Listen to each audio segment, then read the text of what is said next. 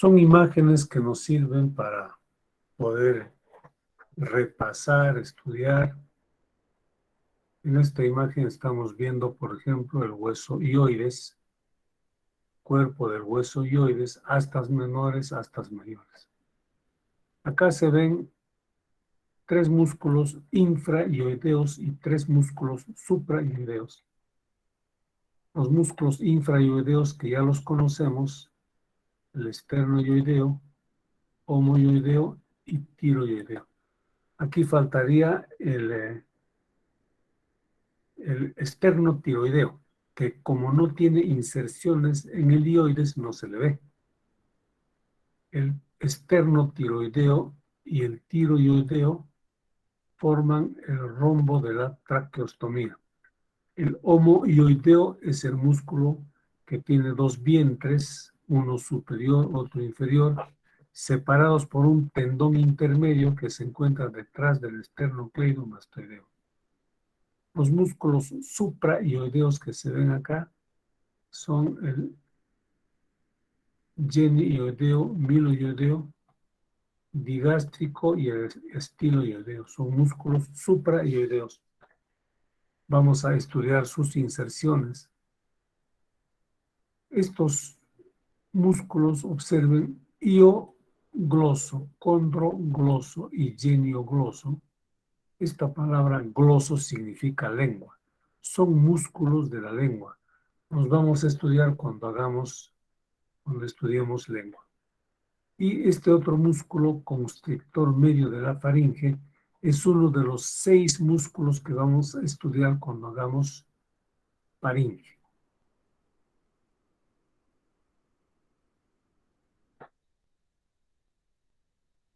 Entonces, la región submaxilar es una región que se encuentra entre el cuerpo del maxilar inferior y el hueso hioides. Comprende 2 triángulos, submaxilar y el triángulo submentoniano. Contiene los músculos suprahioideos, las glándulas submaxilares, la arteria y vena lingual, ambas son ramas de la carótida externa, y el nervio hipogloso.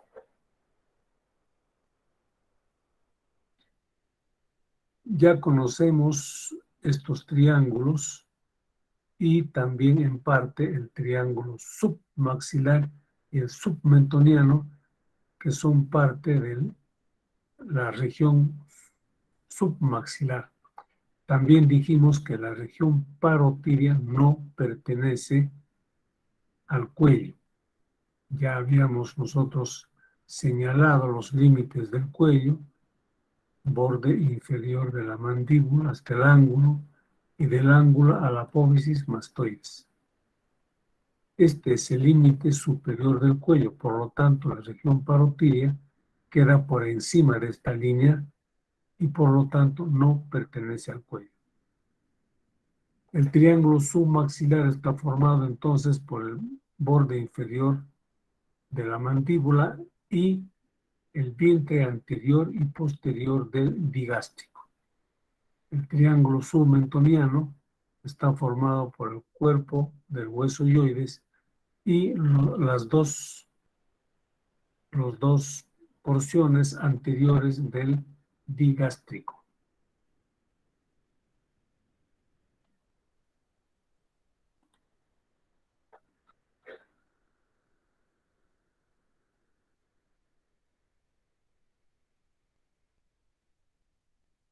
Seguimos. Aquí tenemos los músculos suprahioideos e infrahioideos. Los infrahioideos ya los conocemos. Esternohioideo, homohioideo, esternotiroideo y tiroideo. Todos inervados por el asa del hipogloso, a excepción del tiroideo, que recibe una rama directa del hipogloso. Los suprahioideos, que también son 4, digástrico, que tiene un vientre anterior y un vientre posterior, estilohioideo, milohioideo y genioideo. El digástrico tiene inervación por el milohioideo. Vamos a comenzar por esto. El milohioideo tiene un nervio propio. Ahora vamos a ver cómo nace. Nervio del miloioideo. Este nervio le da una ramita al vientre anterior del digástrico. El vientre posterior del digástrico y el estiloioideo están inervados por el nervio facial. Y el genioideo recibe inervación del hipogloso. Aquí tenemos los músculos supraioideos. Vamos a comenzar describiendo el digástrico. Cuando dice digástrico, quiere decir que tiene dos vientres, vientre anterior y vientre posterior.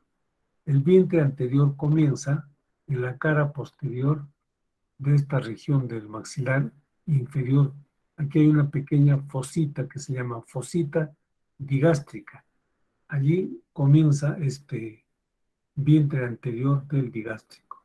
Se continúa con un tendón intermedio y luego tenemos el vientre posterior del digástrico que termina en una estructura que se llama ranura del digástrico que está dentro de la apófisis mastoides del temporal.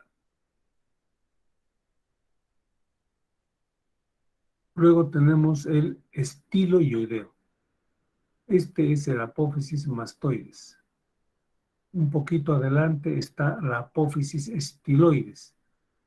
Estiloides viene de estilete, una estructura en forma puntiaguda. De esta apófisis estiloides nace el músculo estiloioideo. Origen, apófisis estiloides, inserción, ioides. Por eso se llama estiloioideo. Luego tenemos este otro músculo que se llama miloioideo. El miloioideo es un músculo laminar, plano, que forma el piso de la boca y por lo tanto está separando a modo de un diafragma la boca de la región submaxilar. Se origina por dentro del cuerpo del maxilar inferior en una línea que se llama línea del miloioideo. Lo vamos a ver en imágenes posteriores.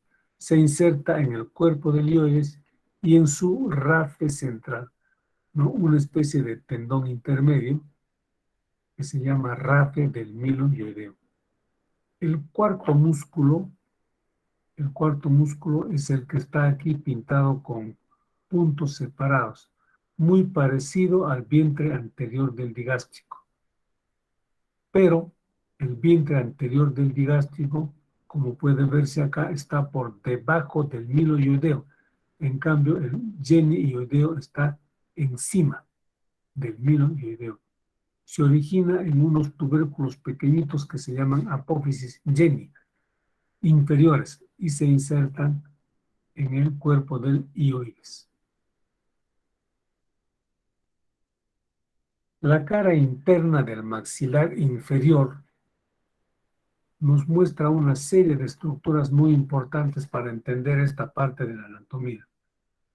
Por ejemplo, la línea miloioidea. La línea miloioidea es una suerte de pequeña cresta longitudinal que se proyecta en la cara interna del cuerpo del maxilar inferior. Y de tal manera que por encima queda la fosa sublingual y por debajo la fosa submaxilar. Aquí en esta imagen podemos ver sus relaciones. Esta línea negra gruesa es la línea del miloioideo, donde se origina el miloioideo. Por lo tanto, la glándula salival sublingual va a quedar por encima de este músculo y la glándula salival submaxilar va a quedar por debajo del miloioideo. En esta imagen también podemos apreciar la espina mentoniana y la fosita digástrica donde se origina el vientre anterior del digástrico.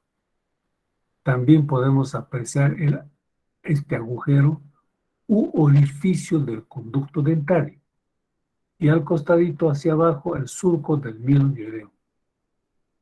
Esto tiene la siguiente utilidad.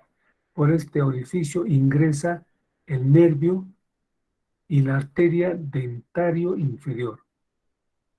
El nervio dentario inferior es rama del nervio maxilar inferior. Va a dar inervación sensitiva a toda la arcada dentaria del maxilar inferior. Igualmente la arteria dentaria inferior, que es rama de la arteria maxilar interna, que a su vez es rama de la carótida externa, ingresa junto con el nervio formando un van, vena, arteria y nervio. La arteria va a dar irrigación a todos los dientes de la mandíbula o maxilar inferior. Lo interesante es que antes de que el nervio ingrese a este orificio, emite una ramita que se llama nervio miloioideo. Este nervio miloioideo obviamente inerva el miloioideo y le da una ramita al vientre anterior del digástrico, como podemos ver acá. Dijimos, el miloioideo tiene su propio nervio y le da una ramita al vientre anterior del digástrico. Eso es lo que estamos viendo aquí. Este es el nervio del miloioideo que le va a dar una ramita al vientre anterior del digástrico.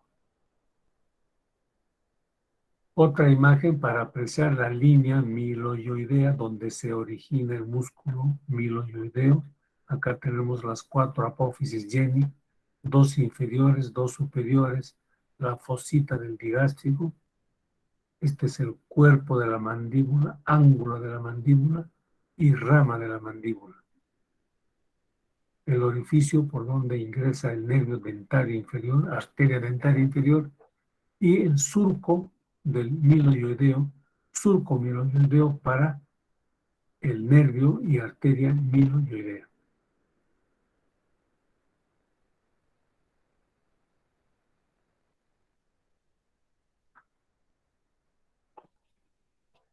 La base del cráneo nosotros lo vamos a estudiar, ¿no? Cuando vamos a estudiar en cabeza.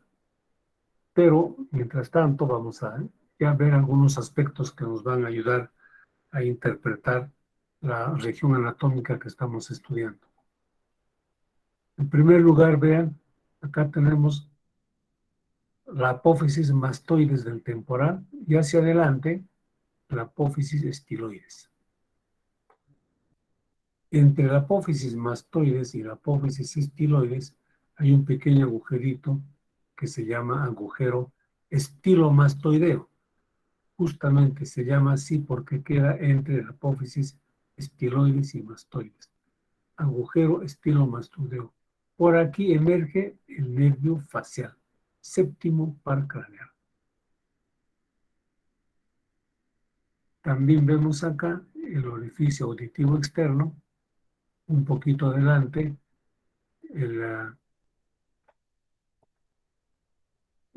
la cavidad glenoidea, donde se articula el cóndilo del maxilar inferior.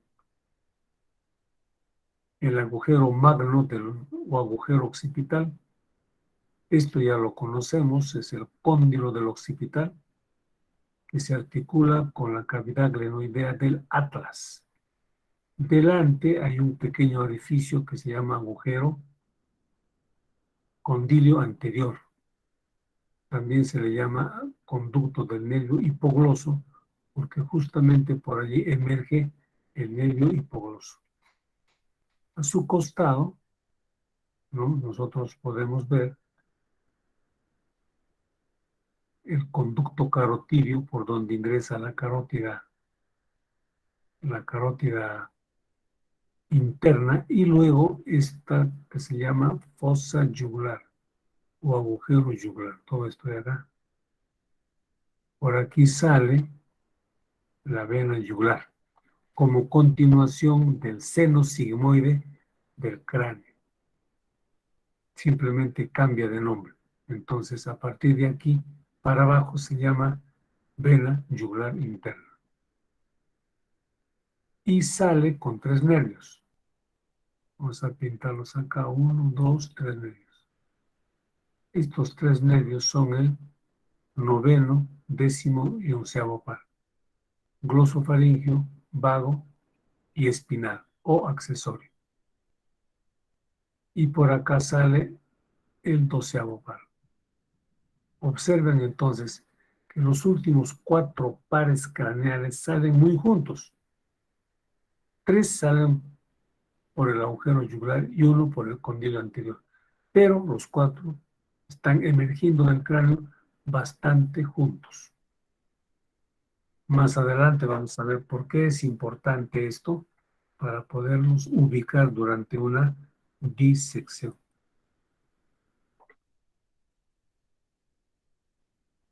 Los músculos suprayoideos, en una nueva imagen para poder ver algunas características. El miloioideo, músculo plano que forma el piso de la boca, vientre anterior del digástrico, vientre posterior del digástrico. El asa fibrosa que relaciona, que une el tendón intermedio con el ioides. Otra vez aquí la imagen para ver un detalle. El estiloioideo, que tiene su origen en la apófisis estiloides, se divide aquí en 2 pequeños vientres, en 2 pequeñas lengüetas, y es atravesado por el tendón intermedio del digástrico.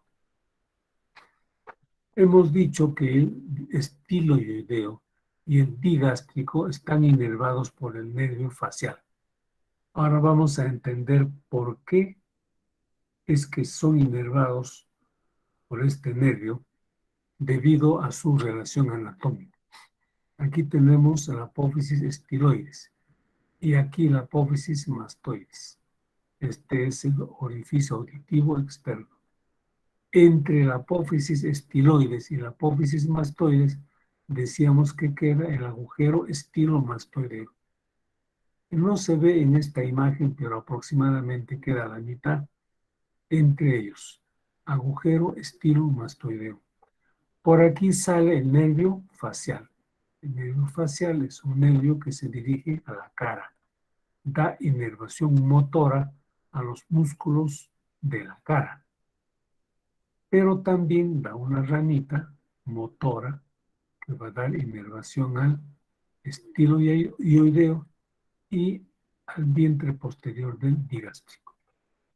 Entonces, su relación anatómica nos explica claramente por qué el facial inerva estos músculos, dado que el nervio está pasando muy cerca, muy relacionado, y pues le da ramitas motoras a estos músculos.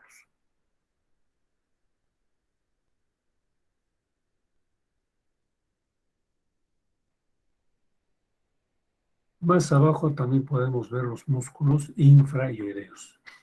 Esternoioideo, homoioideo, el tiroioideo y este de acá es el esternotiroideo, que se está insertando en la línea oblicua de la lámina del cartílago tiroides. Como recomendación les diré que siempre revisen láminas del atlas de Néter o de otros atlas, pero también atlas de disección de cadáveres, como el atlas de Yokochi o Macnin. Cuanto más láminas vean, porque cada lámina es vista de diferente ángulo, pero justamente uno va practicando y va aprendiendo. Aquí tenemos un corte frontal, ¿no? A través del cuerpo del maxilar inferior. Acá tenemos el ioides. Vemos acá, por ejemplo, el miloioideo.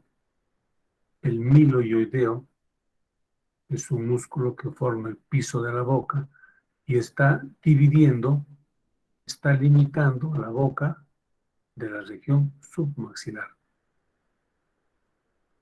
Habíamos dicho que la glándula sublingual se va a situar por encima del miloioideo y la glándula submaxilar por debajo del miloioideo. Aquí tenemos el nervio ya por dentro, ya ya perteneciente a la boca. En boca lo vamos a volver a ver. El nervio hipogloso, principal nervio motor de la lengua. El nervio lingual, principal nervio sensitivo de la lengua. La arteria facial, acompañada de la vena facial. Respecto en esta imagen, por ejemplo, estamos viendo la arteria carótida primitiva, se divide carótida externa, carótida interna. La rama de la carótida externa justamente es la facial, y ven que pasa justamente por el borde inferior del maxilar inferior. Y por acá está el ángulo de la mandíbula, y un poquito adelante, 1 o 2 centímetros, se debe palpar el pulso de la arteria facial. Aquí tenemos la arteria lingual. Lo hemos visto en el triángulo de Beclar. El nervio hipogloso, la vena lingual que acompaña a la arteria lingual, la arteria tiroidea superior, son ramas pues de la carótida externa. Podemos ver aquí, por ejemplo, esta ramita es el nervio miloioideo, que está dando inervación a este músculo y al vientre anterior del digástrico. El hipogloso, que da una ramita directa al tiroideo, y luego también el hipogloso forma el asa del hipogloso, la raíz superior y la raíz inferior del asa del hipogloso, formado por C2 y C3, que vienen del plexo cervical. El asa del hipogloso se encarga de inervar al resto de los músculos infraioideos. Pero, repito, la principal función del nervio hipogloso, que se le ve aquí formando el triángulo, uno de los lados del triángulo de Farabee, y como contenido del triángulo de Beclar. Su función principal es dar inervación motora a todos los músculos de la lengua. Cuando estudiemos lengua vamos a volver a ver este nervio. Se ve también el nervio vago que acompaña a la arteria carótida y a la vena yugular interna, formando el van carotídeo, que están envueltos en la vaina carotídea. Se puede ver también el escaleno anterior que desciende por delante del escaleno anterior, el nervio frénico que pasa por delante del músculo escaleno anterior. El plexo cervical y sus ramas sensitivas. Luego tenemos aquí el escaleno anterior, escaleno medio, escaleno posterior. Sus relaciones más importantes es que, fíjese, por delante del escaleno anterior pasa la vena subclavia. Esta es la clavícula y se puede hacer cateterismo venoso central comenzando por debajo, punzando por debajo de la clavícula. Aquí se toma la vena axilar y se continúa con la subclavia y el catéter avanza hasta la aurícula derecha. Ahora, entre el escaleno medio y el escaleno, entre el escaleno anterior y el escaleno medio se encuentra la arteria subclavia y también el plexo braquial. La arteria está pasando, como ustedes saben, por el canal de la arteria subclavia y un poquito más arriba está el plexo braquial. Ambas estructuras, repito, entre el escaleno anterior y el escaleno medio.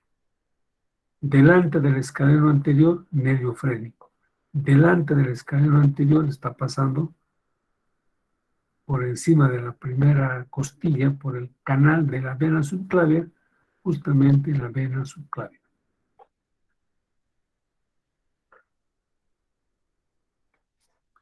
Las ramas de la arteria carótida externa, esta es la mnemotecnia, tifa, lifa o amate.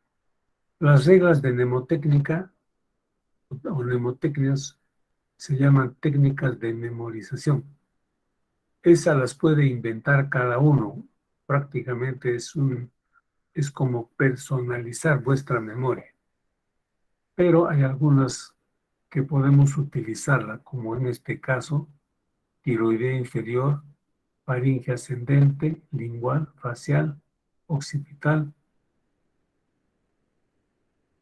Luego viene la auricular posterior, maxilar, interna y temporal superficial. Un detalle, aquí como ramas de la carótida externa no aparece la facial transversa, porque la facial transversa es rama de la temporal superficial. Quiere decir que la temporal superficial comienza aquí, al dividirse en maxilar interna y temporal superficial, de tal manera que la facial transversa se considera rama de la temporal superficial. Estas ramas superiores las vamos a estudiar en cabeza, pero hay ramas que las estudiamos en cuello.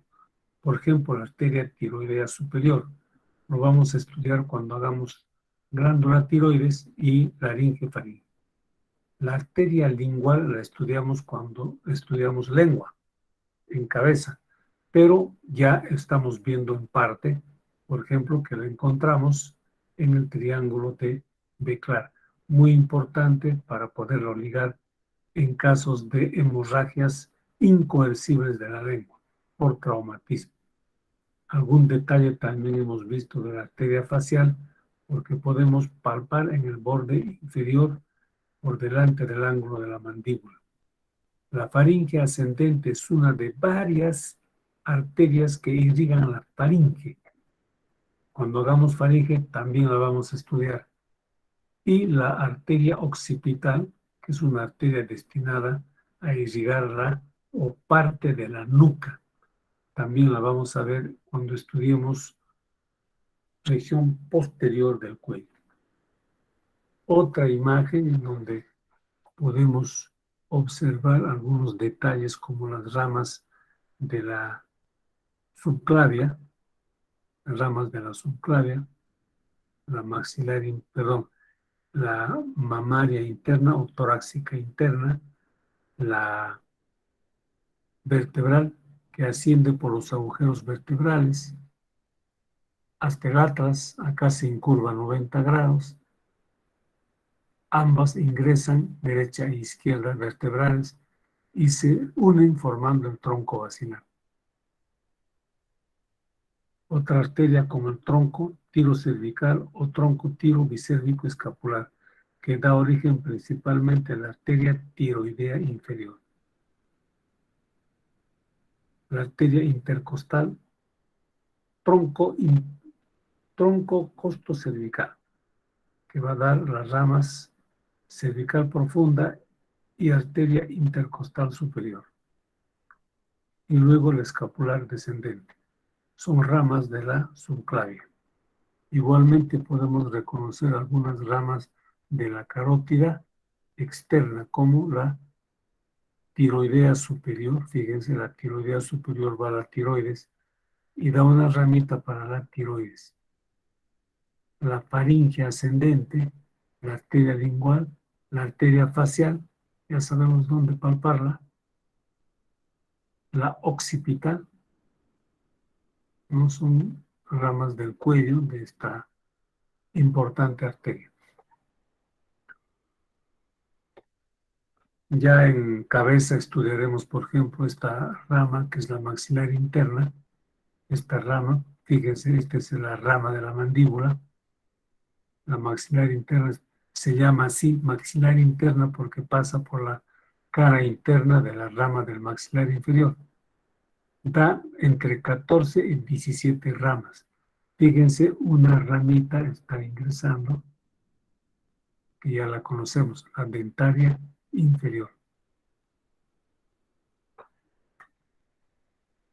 La glándula submaxilar dijimos que se encuentra debajo del miloioideo, pero tiene una prolongación profunda a modo de cola que traspasa el borde posterior del miloioideo y se sitúa por encima del miloioideo. Por allí también entre el hiogloso y el miloioideo está ingresando el nervio lingual. Y el nervio hipogloso también lo podemos encontrar en el triángulo de Becklar.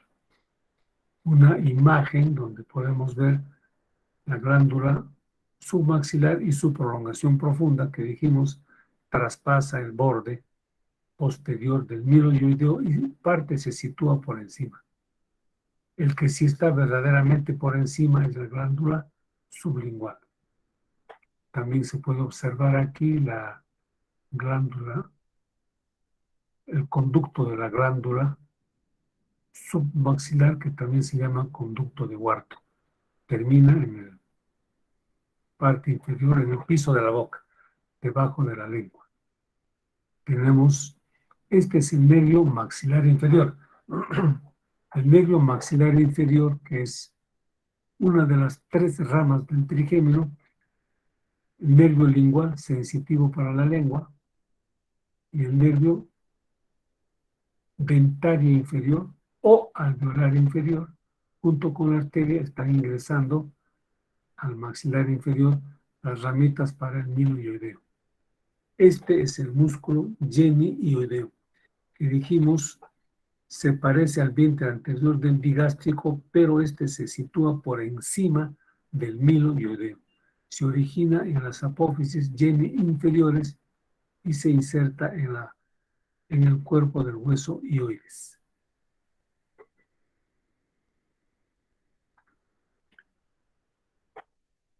Estos son los triángulos que hay que determinarlos. Este es el hiogloso. Este es el miloioideo hiogloso. Este es el borde posterior del hiogloso. Luego tenemos el otro lado, que es el asta mayor del hioides y el vientre posterior del digástrico. Este es el digástrico, vientre posterior del digástrico. Se formó el triángulo de Becklar. Contiene el nervio hipogloso y la arteria lingual. La arteria lingual está pasando como contenido del triángulo de Becklar, así. Y entonces, este triángulo es importante desde el punto de vista quirúrgico. Cuando existen hemorragias masivas de la lengua por traumatismo, el cirujano puede disecar fácilmente el asta posterior del hioides, encontrar el triángulo de Becklar, identificar la arteria lingual y ligarla. La ligadura de la arteria lingual aquí va a cohibir la hemorragia en la lengua. Tiene una importancia entonces capital para ubicar la arteria lingual. Triángulo de Becklar. Luego tenemos otro triángulo, que es el triángulo de Farabee. El triángulo de Farabee está formado, vamos a pintarlo, por la vena yugular interna, por el nervio hipogloso. Observen que más adelante es contenido del triángulo de Becklar, aquí es límite del triángulo de Farabee, y esta vena que se llama tronco tiro lingofacial. Contiene la bifurcación de la carótida. Obviamente también al seno carotídeo y al corpúsculo carotídeo, que acá está con el nombre de glomo. Es sinónimo, glomo o corpúsculo carotídeo es igual.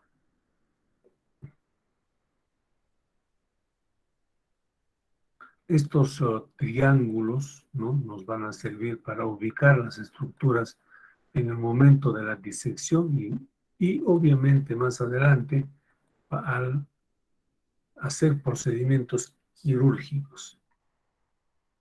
El nervios craneales de trayecto cervical son el noveno, glosofaringio, décimo par craneal vago, onceavo par craneal espinal y doceavo hipogloso. El glosofaringio se le puede disecar porque pasa entre la carótida externa y la carótida interna. Aquí está. Entre la carótida externa y la carótida interna, paralelo a la apófisis estiloides. Luego de acá vamos a ver, ya se va fundamentalmente a la faringe y a la lengua, de ahí su nombre, glosofaringe. El vago, en cambio, es fácilmente identificable, primero porque tiene este ganglio y luego porque el nervio acompaña al bancarotidio durante todo su trayecto en el cuello, porque este nervio se va a ir incluso al tórax y llega hasta el abdomen. Es un nervio que siempre va a estar adyacente, relacionado con la arteria carótida, ya sea interna o primitiva, y con la vena yugular interna. Es el nervio vago. El nervio espinal se le va a poder identificar porque cruza por delante, externamente, a la yugular interna, el nervio espinal. Y el hipogloso se le puede reconocer, bueno, nosotros acabamos de ver el triángulo de Faraday y Beclar, donde está el nervio hipogloso, pero también se le puede ver justo porque pasa por debajo de la arteria occipital. La arteria occipital, que es rama de la carótida externa, y por debajo está pasando el nervio hipogloso.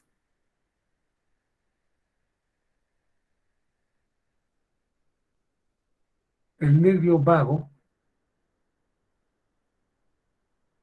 en el cuello da ramas para inervar la laringe, el nervio laringio superior y el nervio laringio inferior. El laringio superior que están haciendo aquí, observen, va a dar dos ramas, el laringio interno y el laringio externo. Cuando hagamos laringio lo vamos a volver a ver. El glosofaringio,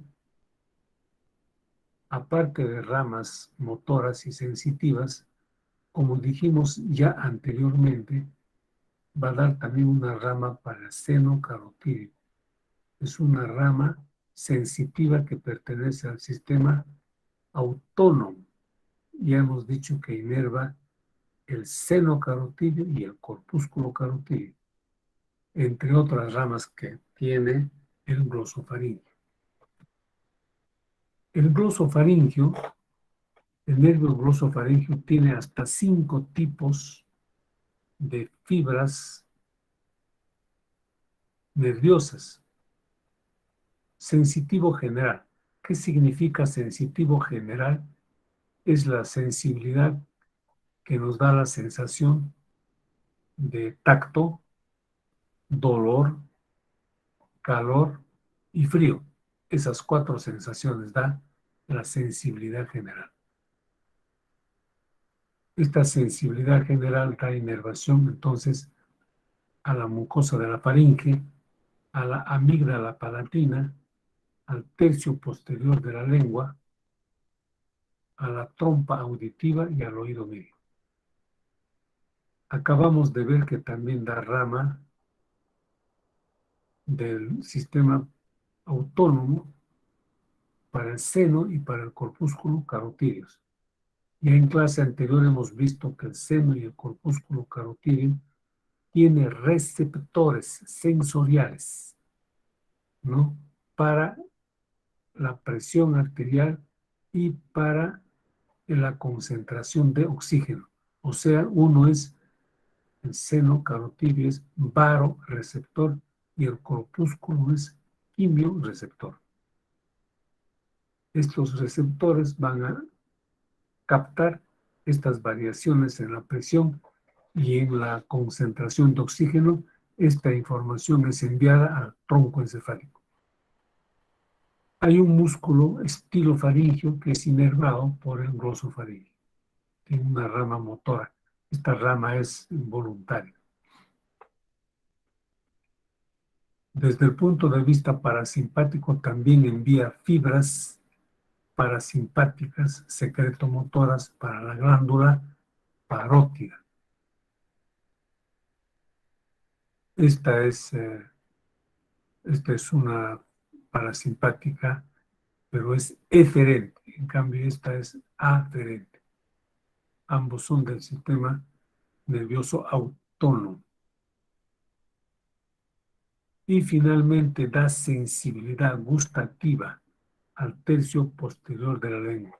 Esta sensibilidad es una sensibilidad especial, diferente al sensitivo general. La gustativa es una sensibilidad especial, justamente para el gusto, ¿no? La lengua tiene el sentido del gusto. ¿Cuántos tipos de gusto, de alimentos, de sabores podemos percibir? Infinitos. Es difícil poder enumerarlos, ¿no? Cada hierba, cada planta, cada fruta, cada comida tiene su sabor y esta sensibilidad es la que va a dar el glosofaringio. Observen entonces que el glosofaringio tiene 5 tipos de fibras sensitivas. Es un nervio, digamos, complejo, ¿no? Que hay que entenderlo en esa dimensión. Acá tenemos las ramas del nervio glosofaringio, para el tímpano, motora para el estilofaringio, sensitiva para las amígdalas, sensitiva para el carotidio, sensorial, gustativa para el tercio posterior de la lengua, ramas linguales, que son ramas de sensibilidad general, parasimpática para la parótida y una rama comunicante con el nervio vago. Más adelante, en otra imagen, vamos a analizar un poquito más. Por lo pronto, esta imagen nos sirve para lo siguiente. Observen, y lo voy a pintar, el glosofaringio, no, fíjense, está dando esta ramita para el corpúsculo carotidio y para el seno carotidio, ¿no es cierto? Tienen que ver con el sistema nervioso autónomo. Es una de sus ramas. Más adelante vamos a ver un poquito más sobre algunas otras ramas. Entre las ramas que da el glosofaringio están ramas parasimpáticas. Esta es la rama parasimpática que viene del glosofaringio. Pasa por el nervio timpánico, por el plexo timpánico, por el nervio petroso superficial menor. Lo importante es que esto llega al ganglio óptico. El ganglio óptico está asociado, está cerca del nervio maxilar inferior. Aquí hace sinapsis y la fibra postsináptica se va por el nervio auriculotemporal hacia la glándula parótida. La glándula parótida también tiene inervación simpática que comienza en el ganglio cervical superior. Fíjense, por este nervio llega igualmente al aurículo temporal. Aquí vemos donde está la flechita, que son ramas simpática y parasimpática que dan inervación a la glándula parótida, que es glándula salivar. La estimulación parasimpática va a hacer que aumente la producción de saliva. La estimulación simpática la inhibe. En resumen, entonces, la parótida recibe inervación parasimpática con fibras que vienen del glosofaringio e inervación simpática con fibras que vienen del ganglio cervical superior, ¿no? Que pertenece a la cadena simpática. Acá vamos a analizar Acá tenemos, no hay más, aquí. Vamos a analizar, por ejemplo, las fibras aferentes, que son fibras sensitivas, generales, sensitivas, aunque esté en azul. Aquí está el nervio. En primer lugar, da inervación sensitiva al tímpano y también a la trompa faringotimpánica, esta de acá. Da también inervación sensitiva al paladar blando, a la nasofaringe, aquí está el paladar blando, a la nasofaringe, al paladar blando, a la amígdala palatina, por acá, esta de acá, al tercio posterior de la lengua, y otras fibras, esta de acá ya la vimos, va al seno y corpúsculo carotídeo. Y fíjense, mediante el plexo faringio, inervación sensitiva a la faringe, de tal manera que nosotros podemos englobar todo el territorio sensitivo del glosofaringe. Fíjense, todo esto es el territorio sensitivo de la faringe, al que hay que sumar la sensibilidad del tímpano y de la trompa faringotimpánica.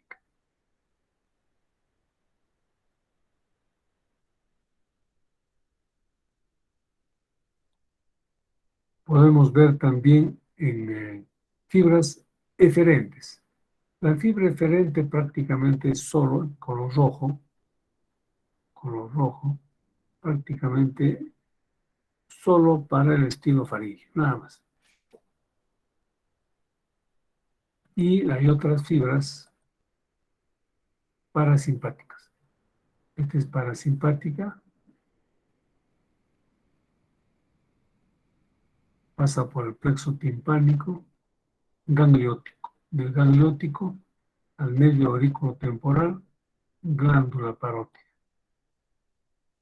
¿Ven? Este nervio es un complejo, un poco complejo diría, pero estudiándolo rama por ramas podemos ir entendiendo.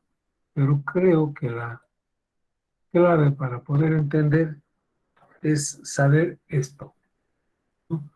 El nervio glosofaríngeo tiene 5 tipos de fibras nerviosas: motoras, sensitivas, parasimpáticas, sensibilidad general y sensibilidad especial, que es la sensibilidad gustativa para el tercio posterior de la lengua. El nervio vago, ¿no? En el cuello va a dar, pues, va a inervar también, hay también ramas faríngeas, junto con el glosofaringio va a formar el plexofaringio, y este nervio va a dar inervación motora a la mayoría de los músculos de la faringe, pero también inerva la laringe mediante 2 nervios, el laringio superior y el laringio inferior. También, nuevamente hay que recordar que también inerva cuerpo carotídeo y el seno carotídeo. El nervio vago, como dijimos, acompaña en su trayecto al van carotídeo en todo lo que corresponde a la región cervical. Aquí tenemos una imagen donde se ve el nervio vago, el nervio laringio superior, fíjense, laringio superior y el laringio inferior, laringio superior y laringio inferior. Entonces, uno cuando estudia la inervación de la laringe recibe inervación motora y sensitiva de estos cuatro nervios, los dos nervios laringeos superiores y los dos nervios laringeo inferiores. Sin embargo, hay que recordar que el nervio laringeo inferior es rama terminal de este nervio que se llama recurrente laringio. Este es el lado derecho que pasa por debajo de la arteria subclavia y el recurrente izquierdo pasa por debajo del arco aórtico. Ven por acá, sube. Sus ramas terminales son el laringio inferior izquierdo y derecho. Estas cuatro ramas son las cuatro ramas principales que el nervio vago va a dar para la laringe, para el cuello. Luego aquí está pasando ya al tórax. En el tórax va a dar otras ramas como el plexo cardíaco, el plexo pulmonar. E incluso se continúa más abajo hasta el abdomen.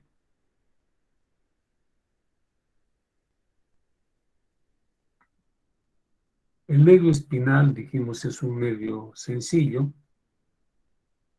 Podemos verlo. Observen que acá sale por el agujero yugular junto con la vena yugular interna. Por eso se le mira acá. Una característica anatómica, dijimos, que atraviesa superficialmente, muy relacionada a la yugular interna. Luego pasa profundamente al esternocleidomastoideo, aquí en inerva. También se le puede ver como contenido del triángulo posterior del cuello. Acá también hay que identificar los músculos que están formando el piso del triángulo posterior, como el escaleno anterior, medio, posterior, el angular del omóplato y luego los esplenios y complexos. El nervio accesorio termina dando inervación motora al músculo trapecio. El nervio espinal tiene dos raíces. Una raíz craneal, aquí está con el nombre de porción, una raíz craneal. Por si acaso, este es el agujero occipital. Entonces, del agujero occipital para arriba está el bulbo raquídeo y de acá para abajo la médula espinal. Por eso es que el nervio espinal tiene una raíz craneal que viene del bulbo raquídeo, del encéfalo, y una raíz espinal que viene de la médula espinal. Observen que esta raíz o porción espinal tiene que ingresar o reingresar al cráneo por el agujero magno, la porción espinal del nervio espinal. Ambos se unen y forman el nervio espinal. La parte craneal se incorpora al nervio vago y va a inervar la faringe y la laringe. La rama externa, que es motora, como sabemos, inerva al esternocleidomastoideo y al trapecio. El nervio hipogloso lo venimos viendo y repitiendo varias veces. El hipogloso, que lo vamos a ver acá como parte del triángulo de Faraday y como contenido del triángulo de Béclar, como ven ustedes, da una ramita directa para el tiroideo. Luego, repito, este nervio es el nervio motor de la lengua. Da inervación motora a todos los músculos de la lengua. Cuando digo inervación motora, quiere decir que todos los movimientos de la lengua son controlados por el nervio hipogloso. Luego el nervio hipogloso va a dar, ¿no?, la raíz superior del asa del hipogloso, que se une a la raíz inferior del asa del hipogloso. Por si acaso, el asa del hipogloso también se llama asa cervical, es sinónimo. El asa inferior está viniendo de C2 y C3. El asa del hipogloso va a dar inervación motora al resto de los músculos infrahioideos.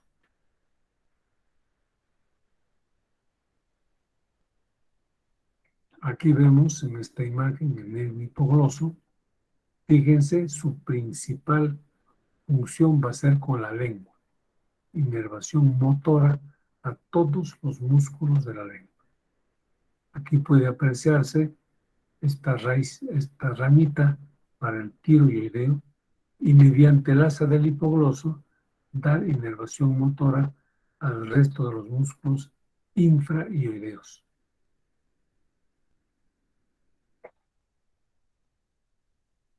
Otra imagen del hipogloso, acá está el nervio hipogloso, el asa del hipogloso, raíz inferior, raíz superior, una ramita solo para el tiroideo.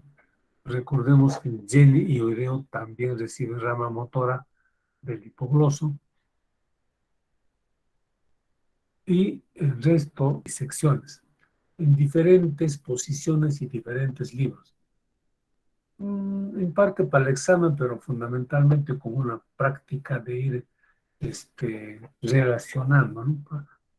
Para estudiar relaciones es muy bueno ver imágenes y más imágenes. Recordemos lo que es la región submaxilar y su contenido.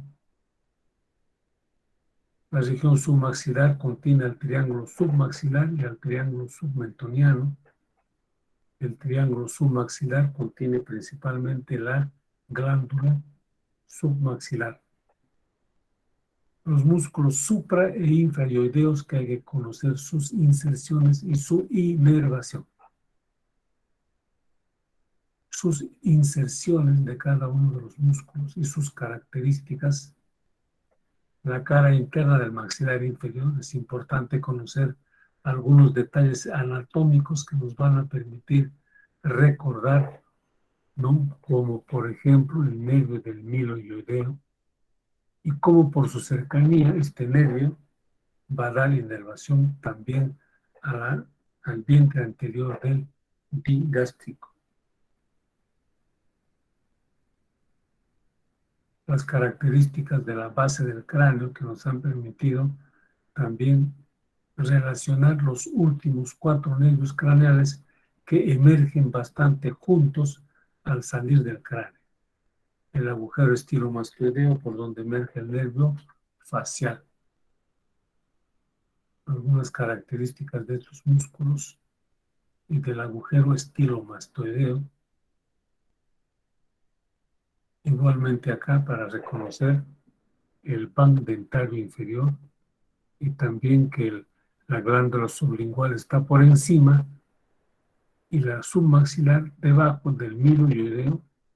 El miloioideo es el músculo laminar que está formando el piso de la boca y limita la región de la boca de la región submaxilar. Bueno, esto es una imagen para irla, digamos, desmenuzando, disecando diferentes relaciones que hay entre estas estructuras. Las ramas de la carótida externa, también cada una de ellas hay que ver su trayecto y su función. Igualmente acá, características de la glándula submaxilar, que tiene una prolongación profunda. Parte de ella por eso se puede ver por encima del miloioideo. Límites y contenido del triángulo de Becquerel, lo importante que es para ubicar la arteria lingual. El triángulo de Faraday. Características anatómicas de los 4 nervios de trayecto cervical para poderlos ubicar en su disección. El nervio glosofaringio, que inerva, no recordemos, el seno y el corpúsculo carotídeo. El nervio glosofaringio, que es complejo y tiene diferentes tipos de fibras sensitivas, generales, gustativas, motoras y del sistema nervioso autónomo. Aquí hemos analizado, igual ejercicio les puedo pedir a ustedes que lo hagan para que identifiquen las ramas del glosofaringio. Este es el ganglio óptico, vamos a volverlo a ver cuando hagamos cabeza. imagen para repasar las ramas motoras, sensitivas, autónomas del glosofaringeo. El nervio vago, su rama faríngea para inervar la mayoría de músculos de la faringe y las ramas laringia superior y laringe inferior que inervan la laringe. No olvidarse que también inerva el corpúsculo y el seno carotídeos. Ramas cervicales del nervio vago, el nervio espinal, su porción craneal y la porción espinal de este nervio, el nervio hipogloso, rama motora principal de la lengua y la formación del asa del hipogloso,